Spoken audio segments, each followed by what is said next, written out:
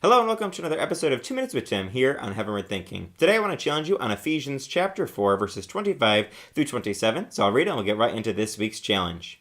Therefore, each of you must put off falsehood and speak truthfully to your neighbor, for we are all members of one body. In your anger do not sin. Do not let the sun go down while you are still angry, and do not give the devil a foothold.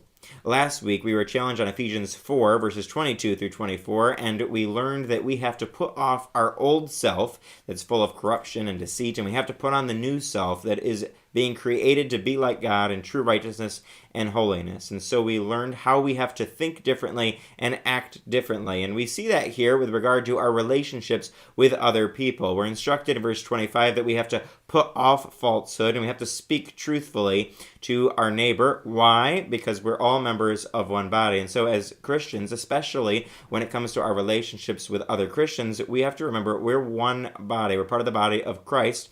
We have to treat people appropriately, and one of the ways we do that is by speaking truthfully and not being committed to falsehood, not lying to people, not being deceitful, not engaging any type of falsehood. We have to be truthful to other people. That's how we treat people well, by being open, honest, truthful, and not deceitful. And then we see another way in which we have are told to interact with other people, and that is a warning about our anger and not letting that lead to sin and dominate us and corrupt our relationships. In verse 26 it says, in your anger do not sin, do not let the sun go down where you are still angry. And then in verse 27 it says, do not give the devil a foothold.